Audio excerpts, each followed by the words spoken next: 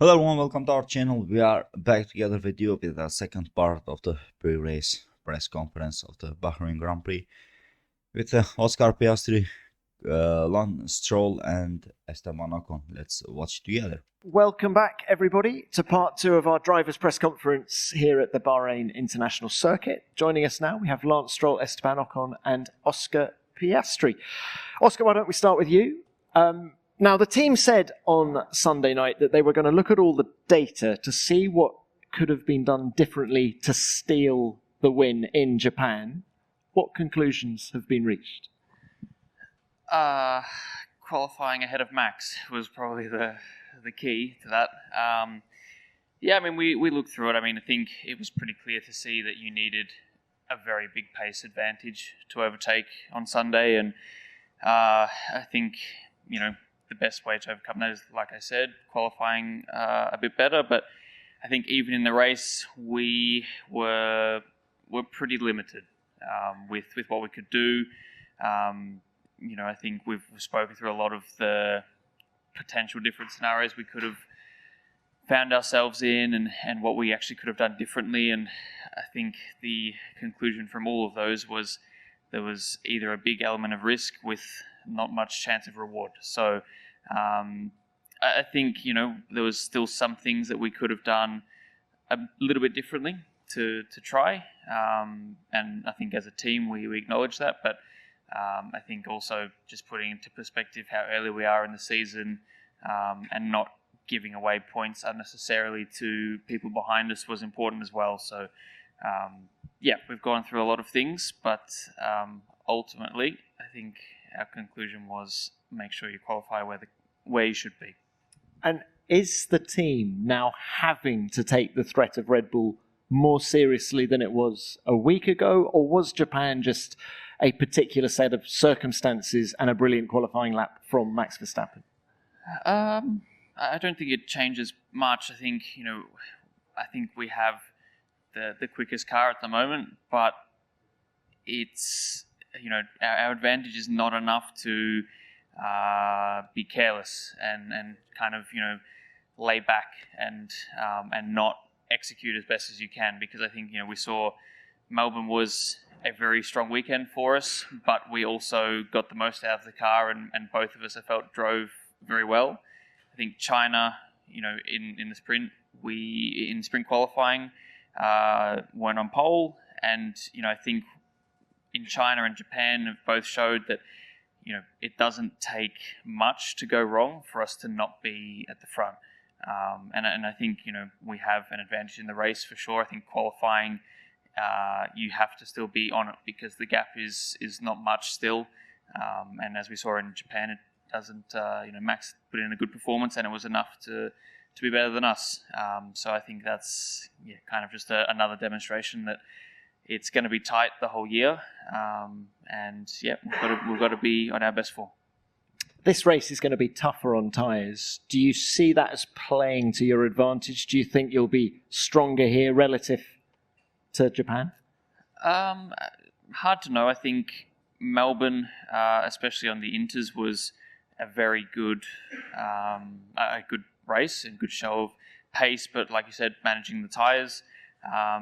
I think Japan, if we had track position, potentially the race could have looked quite different. We'll have to wait and see. Obviously it's very hot today. I think Sunday's supposed to be a little bit cooler, but I think it being a little bit more difficult on tyres and a bit warmer probably will be more friendly for us than others, I hope. Final one from me. Looking further ahead, McLaren have just announced that they're going back to sports car racing in 2027. Do you fancy a crack at Le Mans one day? One day, but not for a while. I'm pretty happy in F1 at the moment. Could you do it in combination with F1?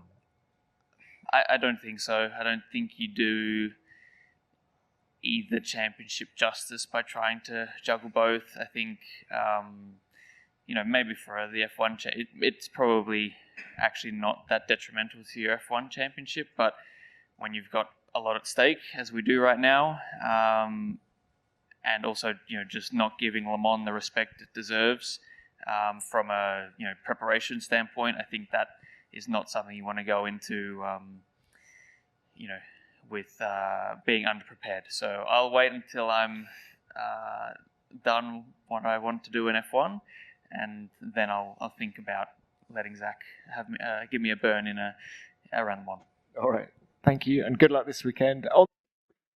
Yeah, I must interrupt a little bit the video. As you know, our strict fans, why I'm doing this, but with those don't know, I must do this because of the YouTube rules. If I am not going to do this, the video will be dropped immediately. And the second thing, in my opinion, for the Suzuka, for the Japanese Grand Prix, I think if the team let him go, Oscar Piastri, to hunt Max Verstappen, I think they had the chance to win the race, but somehow they didn't did that and just lost the race. But if you look at the preseason testing on this track, McLarens were so fast, and they were just dominating all the test period. And I think tomorrow we'll watch a full practice. But generally in a race, I believe that McLarens will dominate the race, and also I think they will just take one more win in their notebook. Let's continue to watch the others. On that theme, Esteban, you fancy a crack at Le Mans one day? You've now got Ferrari power. Fancy a Ferrari hypercar? Not quite yet, no. One day, definitely. It's, I think, the dream of every driver, to race at Le Mans one day. But yeah, as Oscar said, I'm very focused on my Formula One career at the moment. And looking at how many races we have, it's going to be quite complicated, to mix it all together. You can't do half-half, you need full implication on both. And yeah, that's where my head is at the moment. Well, let's talk Formula One. It's been a bit of a roller coaster start for Haas this year when you think of what happened in Melbourne, then the high of China, and then wasn't so easy last time out in Japan. Can you just give us your summary of where the car is at the moment?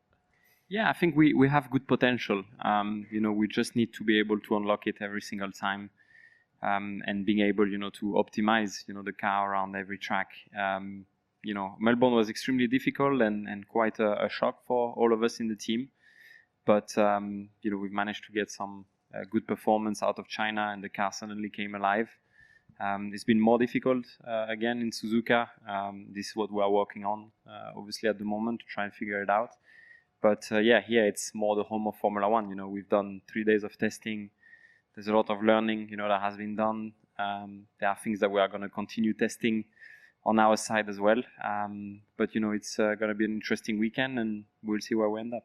How much confidence do you have coming into this weekend, given how the tests went in February? Yeah, we will see, after Friday. I think, it's a very difficult circuit for many reasons. It's a very rough track, the roughest of the whole calendar. There are a lot of traction zones. It's going to be interesting to see if what we've done in testing is going to actually work, when everyone goes flat out. So on Friday, we'll have a bigger picture. But, it doesn't tell the whole story, I think, still, because it's so far out compared to every other tracks that, what we've done earlier in the year is more common than this one. Carlos Sainz was in Group 1, and he spent some time telling us about the difficulties of changing team. Can we just get your experiences of moving from Alpine to Haas? What have been the most difficult learnings for you? Yeah, there's a lot going on, for sure. It's not an easy task, but, I feel the team, welcomed me in the best way possible. And, we've put a lot of hours in the winter and in testing, to be able to adapt to every scenario before we got to race.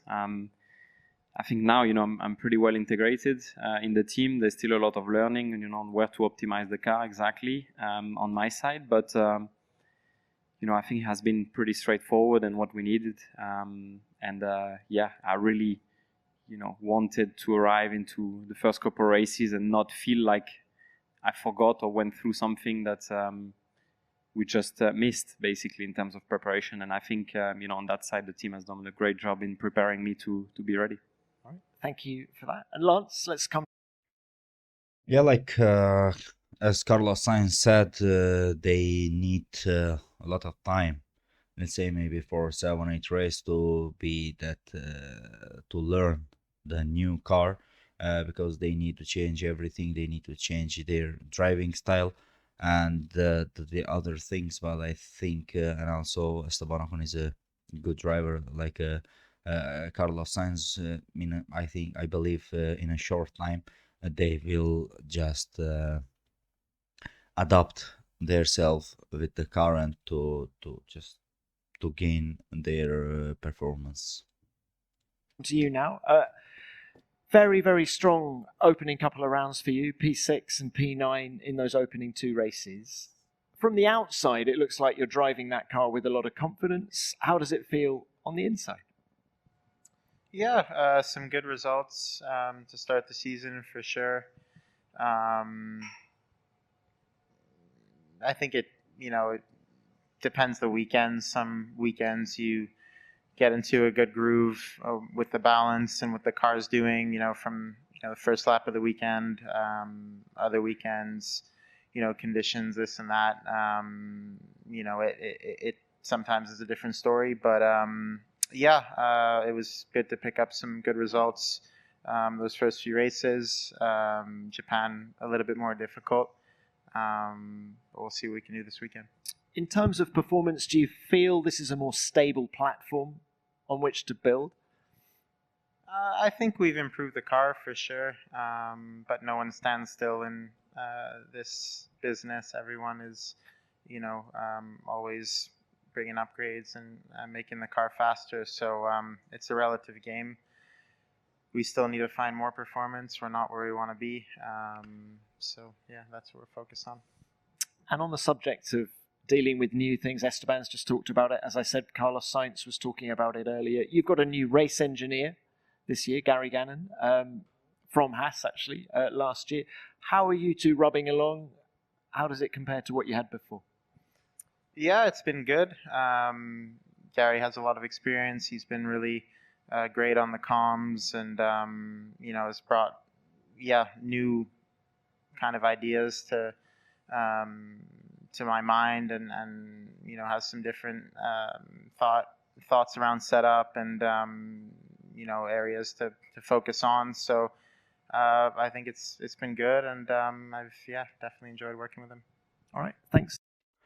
Yeah, the car is improving, but the Lance Stroll is never going to improve himself because he is here to chill in a Formula One with his father's money. Let's watch together. To all three. Let's now open this to the broadcasters first of all. David, I think you're ready. Yep. Yeah, David Croft, Sky Sports F1. A question to Oscar. We're only at round 4. There's a long way to go this season, or is there? Because if you believe Red Bull, this season's going to change quite dramatically for McLaren come the Spanish Grand Prix.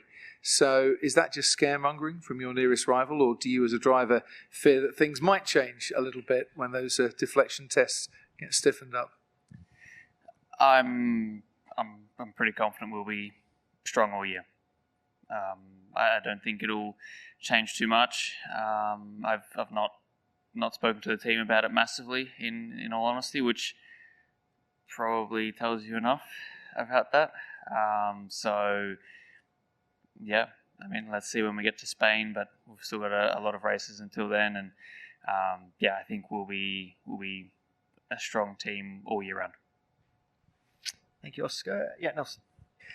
Question for all three of you. Given the high temperatures this weekend, we expect to reach temperatures over 30 degrees when we drive. Are you completely ready and comfortable with the new driver cooling vest and system that has been developed? Who'd like to start with that? Oscar? No, is the answer. I think it still has a bit of fine tuning to go. I think it's been a good process with the FIA and the manufacturers with the cooling system, and I think it will be a big positive for us. But for me personally, it's not quite ready to be used. I think there's been a lot of good work going on, but I think Sunday, given it's a night race and it looks a bit cooler on Sunday, I'm not sure it will actually trigger the heat hazard that the FIA have anyways. So I think if you want to use it, it will come with a weight penalty on Sunday. So I think there's still some work to go, but it's going in the right direction. Similar answer to Oscar. No, I think it's a very good initiative, that the FIA has done for us to be able to, fix some of the issues we had in Qatar a couple of years ago. I think it's a good initiative, but unfortunately, I can't quite use it at the moment. The way the seats are designed and the way some of the vest is very different to what we are currently using. It's much more bulky and a lot bigger. We would need to basically redo a complete seat, and I'm not even sure if doing that it would be still suitable in corners. So good initiative, but I think they need a bit more thoughts behind it, or from our side as well, on how we could accommodate it better. I think this week will be okay. Next week we're looking with Lance earlier on the weather forecast. Might be another story, so we might have to use it next week. Let's see. Lance, please. Yeah, I think the same. It still needs some work. That's the reality. Just depends how desperate you are, to be cool in the car. I think, it's going to come down to that in the really hot races. If the product doesn't improve, it's not very comfortable. But get a few degrees out of it, so we'll see. All right, thanks all. Yeah, next one, Mara. Mara San Giorgio, Sky Sport Italy. A question to Oscar. Oscar, some days ago, Max said that driving your car in Suzuka, he would escape away. How did you read his statement? Just a joke, cheeky joke? I mean, yes, but I think if Max had have qualified third and we were first and second, it probably would have looked quite different as well. So, I don't think it was. I think it was lighthearted. But I think qualifying made a very big difference, and I don't think it's normal to have two cars sitting 2 seconds behind the leader for 50 laps. So I think it was kind of clear to see that our car was quicker, but I think the gaps would have been quite different if we had been the other way around from the start as well. Thank you, Oscar. Any more from the broadcasters? Yep. Hello, Matteo Ivari from M4 Sport. Question to Oscar. A few days ago, Lando Norris said that he thinks a rude boy could win a world championship, or he said that he doesn't believe he should act like a rude boy. He used another word, but I think I'm not allowed here to say that exact word. So my question is, in general, Oscar, what do you think? If you're, acting like a normal person, or a good boy, or just a half bad boy, could you win this championship title? I should clarify this. Do you get fined as well if you swear? Or is it just us? Okay. I mean, I think, everyone has their own personality. Everyone has their own style. I think the most detrimental thing you can do is try and do it in a way that's not your own style. So, for some people that looks very different. I think, there are certain characteristics that I think you do need. Obviously, being fast is the most important one, but I think there are certain traits that you need. But I think, as Lando said, I don't think that means you need to be a bad person. I think you need to be tough on track. But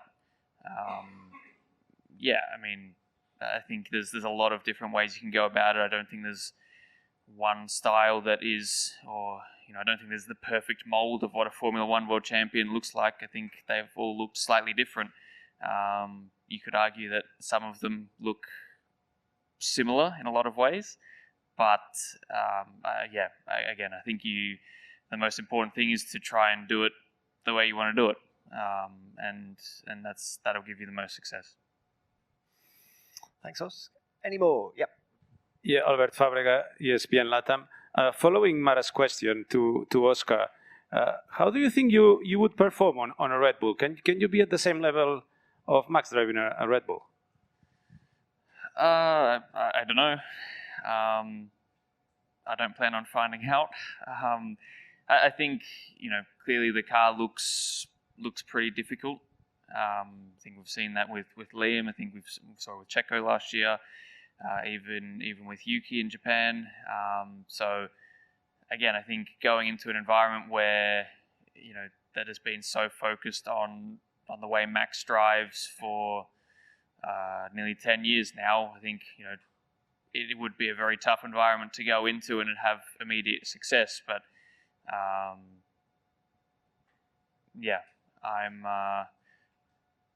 quite happy that I'm driving a McLaren and not a Red Bull at the moment.